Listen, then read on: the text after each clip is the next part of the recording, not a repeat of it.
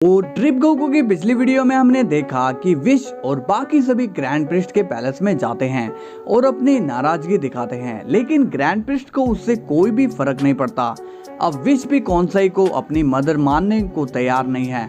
इसके बाद वो लोग वहां से चले जाते हैं और ग्रैंड प्रिस्ट को रोकने का प्लान बनाते हैं, मगर वेजिटा भी लड़ाई में शामिल होने की जिद करता है, पर विश को ये मंजूर नहीं है कि वेजिटा वहां जाए। उधर गोकू इविल गोकू को अपनी बॉडी देने से मना कर देता है, क्योंकि उसकी बॉडी के बिना इविल गोकू कुछ नहीं कर सकता था। और अब ग्रैंड प्रिस्ट भी कहता है कि समय आ गया है, तो चलिए देखते हैं आगे क्या होता है। मगर वीडियो में आगे बढ़ने से पहले मैं आपसे एक अपील करना चाहता हूँ। आप लोगों ने अभी तक मेरे चैनल को ज्वाइन नहीं किया, मतलब कि मेरी मेंबरशिप नहीं ली, तो कोई बात नहीं, वो ज्यादा जरूरी भी नहीं है, बट एक सपोर्ट करने के लिए अगर आप छोटी सी मेंबरशिप भी ले सकते हैं तो चल जाएगा। तो वीडियो को लाइक एंड चैनल को सब्सक्राइब कर देना और अच्छे कमेंट भी कर देना।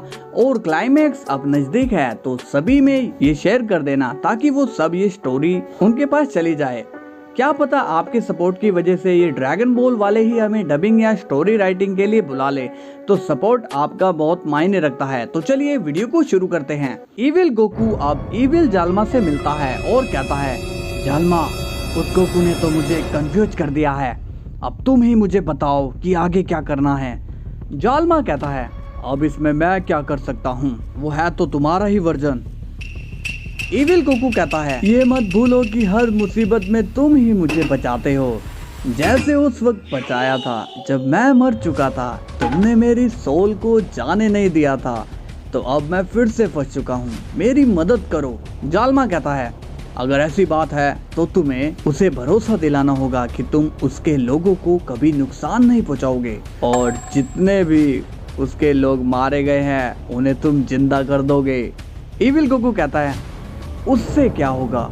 जालमा कहता है, इससे ये होगा कि उसे तुम पर विश्वास रहेगा कि तुम ही आखिरी शख्स हो जो पूरे मल्टीवर्स के लोगों को वापस जिंदा कर सकते हो, और फिर गोकू तुम्हें अपनी बॉडी दे देगा, क्योंकि उसे अपनी जान की कोई परवाह नहीं है। इविल गोकू कहता है, बात तो तुम सही कह रहे हो, वो गोकू इसी तरह मेरी बातों में आएगा, तो क्या मुझे सच में उसकी फैमिली को जिंदा करना होगा? जालमा कहता है, तुम बेवकूफ ही रहोगे क्या? भला हम क्यों उन्हें जिंदा करेंगे, उनकी ताकत तो हमें ले लेनी है। इविल गोकू कहता है, तुम तो मुझसे भी ज्यादा इविल हो, धोखा देने में तुम माहिर हो, कहीं आखिरी में मुझे भी तो धोखा नहीं दे दोगे। जालमा कहता है, मेरे पास इतना समय नहीं है कि मैं ये फालतू के काम करता रहूं, और अगर मुझे धोखा देना होता तो मैं तुम्हें बचाता ही क्यों। इविल गोकू स्माइल करके कहता है, अरे मैं तो मजाक कर रहा था। जालमा कहता है, तुम ही ने मुझसे आइडिया मांगा था तो मैंने दे दिया, अब मेरा काम खत्म हो गया। इविल गोकू कहता है, अभी कहाँ काम खत्म हुआ है, अभी तो हमें उन ओमनी किंग्स को भी तो खत्म करना है और उनसे अपनी मौत का बदला लेना है। एक बार उसकी बॉडी मिल जाए, उन्हें मैं पकड़ पकड़ कर मारूंगा और उन्हें इतना तड़पाऊंगा कि वो अपनी जान की भीख मांगेंगे, और तब मैं उन्हें मार डालूंगा। जालमा कहता है, जरूर। इसके बाद सीन गार्ड्स पर जाता है और वो कहते हैं, वो आ रहा है, हमें रेडी रहना होगा। एक गार्ड कहता है, वो काफी तेजी से यहाँ आ रहा है। दूसरा गार्ड कहता है, हाँ, इतनी ज्यादा रफ्तार से तो यही लग रहा है कि वो लड़ने के ही मकसद से आ रहा है। इसके बाद सीन गोकू पर जाता है। गोकू कहता है, ये क्या, इतनी ज्यादा एनर्जी, ये वही है, वो यहाँ काफी तेजी से आ रहा है, अब क्या होगा? क्या ये दुनिया अब तबाह हो जाएगी? इस लड़ाई का क्या अंजाम होगा? काश वो ताकत मेरे पास होती तो मैं अकेला ही सबको बचा लेता, मगर उस इविल गोकू की वजह से मेरा सारा काम खराब हो गया। जैनो के फादर भी अभी तक नहीं आए। नहीं, मैं हाथ पे हाथ रख के नहीं बैठ सकता, मुझे भी लड़ना होगा। तभी वहाँ जैनो आते हैं। जैनो कहता है, क्या बात है गोकू, तुम परेशान लग रहे हो? गोकू स्माइल करके कहता है, नहीं जैनी, मैं बिल्कुल भी परेशान नहीं हूँ। जैनो कहता है, तुम झूठ कह रहे हो, तुम डाई की बातों से परेशान हो ना? गोकू कहता है, पर तुम्हें कैसे पता चला? जैनो कहता है, ओह कम ऑन, मैं मल्टीवर्स का ओमनी किंग हूँ, मुझे पता नहीं होगा तो किसे होगा? गोकू स्माइल करके कहता है, हाँ बात तो ठीक है, पर तुम्हें ग्रैंड प्रिस्ट पर बिल्कुल भी गुस्सा नहीं आ रहा क्या? मुझे तो लगा था तुम पूरे मल्टीवर्स को ही उड़ा दोगे। जैनो कहते हैं, अरे गोकू, तुम सभी ने तो मुझे एक बच्चा समझ रखा है। तुम ये मत बोलो कि हम दोनों रोज चेस खेलते हैं और उसे खेलने के लिए दिमाग बहुत चाहिए। सुनकर शॉक्ड हो जाता है और कहता है, इसका मतलब तुम बच्चे नहीं हो? जैनो कहता है, ऐसा नहीं है, मैं हूँ तो बच्चा ही, मगर मैं समझदार बच्चा हूँ। मैंने अपने फादर को छोड़ने का फैसला ऐसे ही नहीं लिया था। गोकू आप मन में कहता है, ये क्या हो रहा है? लगता है आज के दिन मैं पागल हो जाऊंगा। पहले वो ग्रैंड प्रिस्ट, फिर वो इविल गोकू, अब अचानक से जैनी समझदार हो गया। ये क्या हो रहा है? जैनो कहता है, तुम्हें एक आइडिया दूं गोकू? गोकू पूछता है, आइडिया? क्या तुम्हारे पास भी आइडिया है? जैनो कहता है, हाँ है, क्योंकि मैं एक चेस प्लेयर हूँ। गोकू कहता है, अच्छा तो बताओ क्या है आइडिया? जैनो कहता है, तुम डाई से नहीं लड़ सकते, मगर मैं तुम्हें अपनी ताकत दे दूं तो क्या तुम उसे हरा पाओगे? अब ये सुनकर गोकू पूरी तरह से शॉक्ड हो जाता है और कहता है, इतना औसम आइडिया तुम्हारे पास आया कैसे जैनी? जैनो कहता है, बोलो मत, मैं एक चेस प्लेयर हूँ। गोकू कहता है, क्या चेस खेल के इतना दिमाग आता है? जैनो कहता है, हाँ बिल्कुल। गोकू कहता है, तो फिर मैं भी अब से तुम्हारे साथ चेस खेलूंगा। जैनो कहता है, तुम नहीं खेल सकते। गोकू कहता है, मगर क्यों? जैनो कहता है, क्योंकि मेरा चेस बोर्ड एक मल्टीवर्स बोर्ड है और मैं प्लेनेट से चेस खेलता हूँ। गोकू ये सुनकर शॉक्ड हो जाता है और कहता है, क्या तुम प्लेनेट से चेस खेलते हो? जैनो कहता है, हाँ। अब गोकू पूछता है, तो तुम में से कौन मुझे ताकत देगा?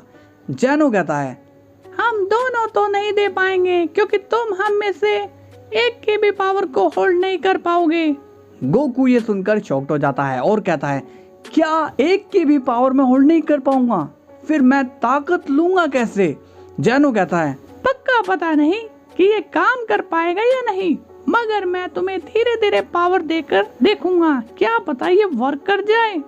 गोकू कहता है, ठीक है, मैं इसके लिए रेडी हूँ और मैं पूरी कोशिश करूंगा कि मैं तुम्हारी पावर को होल्ड कर पाऊँ। इसके बाद सीन विश पर जाता है। विश भी अब सभी एंजल्स की पावर ले चुका है। विश कहता है, मैं भी अब रेडी हूँ, लेकिन पता नहीं कि मैं इसमें कामयाब हो सकूंगा या नहीं।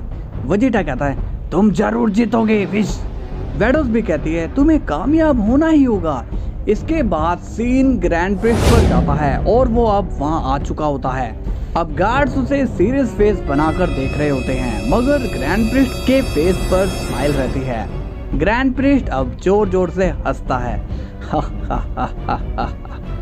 गार्ड्स कहते हैं, क्या तुम पागल हो गए हो?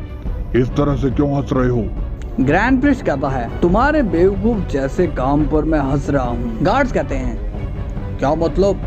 ग्रैंड प्रिस्ट कहता है, तुमने तो जैनो के पूरे पैलेस को ही छुपा दिया और यहाँ स्पेस में एक जमीन खड़ी कर दी। तुम्हें लगता है इसलिए मैं बेवकूफ बन जाऊंगा? गार्ड्स कहते हैं, तुम अपना मुंह बंद करो, जैनो सामा यहाँ नहीं है। ग्रैंड प्रिस्ट कहता है, अच्छा ऐसी बात है, तुम लोग यहाँ क्या कर रहे हो? तुम तो जैनो को छोड़कर जाते ही नहीं, मगर तुम ऐसा करते तो मैं कब का उसे मार चुका होता। गार्ड्स अब ग्रैंड प्रिस्ट को समझाने की कोशिश करते हैं और कहते हैं, देखो ग्रैंड प्रिस्ट, तुम हमारे लेवल के हो, इस वजह से हम पहले ही तुम्हें समझाने का काम करेंगे। अपनी जिद छोड़ दो और वापस लौट जाओ, इसी में तुम्हारी भलाई है, वरना अंजाम बहुत ही बुरा होगा। ग्रैंड प्रिस्ट हंसता है, हा हा हा हा, क्या बात है, उस दिन तो तुम लड़ने की बात कर रहे थे और आज तुम समझौते की बात कर रहे हो। कुछ भी हो जाए वो बचेगा नहीं। गार्ड्स कहते हैं, लगता है तुम मानोगे नहीं, तो फिर ठीक है, अब तुम्हें हम जैनो सामा के नजदीक भी नहीं आने देंगे। ग्रैंड प्रिस्ट कहता है, ऐसी बात है तो फिर तुम्हें इस शील्ड की क्या जरूरत है, हटा दो इसे। गार्ड्स कहते हैं, हमारा पहला काम है प्रोटेक्शन, तो हम इसे नहीं हटा सकते। ग्रैंड प्रिस्ट कहता है, ये शील्ड मुझे रोक लेगी? इसके दम पर ही तुम इतना बोल रहे हो। तभी ग्रैंड प्रिस्ट एक जोरदार पंच उस शील्ड में करता है और उस शील्ड में एक धमाका होता है। मगर उस शील्ड को कुछ भी नहीं होता। ग्रैंड प्रिस्ट कहता है जितना सोचा था उससे कई गुना मजबूत है। तभी ग्रैंड प्रिस्ट उस शील्ड पर काफी सारे पंचेस करने लगता है जिससे पूरा मल्टीवर्स हिलने लगता है। ग्रैंड प्रिस्ट कई देर तक पंचेस करता है मगर वो शील्ड नहीं टूटती। तभी ग्रैंड प्रिस्ट उस शील्ड पर एनर्जी से अटैक करने लगता है मगर अब भी वो शील्ड नहीं टूटती। ग्रैंड प्रिस्ट कहता है ये शील्ड टूट क्यों नहीं रही। तभी गार्ड्स कहते हैं कोशिश बेकार है, लौट जाओ वापिस, तुम इसे नहीं तोड़ सकते। ग्रैंड प्रिस्ट कहता है इसे मैं तोड़ कर ही रहूंगा। तभी ग्रैंड प्रिस्ट फिर से उस शील्ड पर पंचेस करने लगता है। गार्ड्स को लगता है कि शील्ड को कुछ नहीं हो रहा मगर ग्रैंड प्रिस्ट के पंचेस शील्ड को काफ़ी डैमेज पहुंचा रहे थे। उन्हें ये अंदाज़ा बिल्कुल भी नहीं था कि शील्ड अब टूटने वाली है कि तभी शील्ड पर एक दरार आ जाती है। अब ये देखकर गार्ड्स शॉक्ड हो जाते हैं और ग्रैंड प्रिस्ट एक स्माइल के साथ कहता है हा हा हा, ये दिन तुम्हारा आखिरी दिन होगा। तभी ग्रैंड प्रिस्ट एक जोरदार पंच करता है जिससे वो शील्ड टूट जाती है।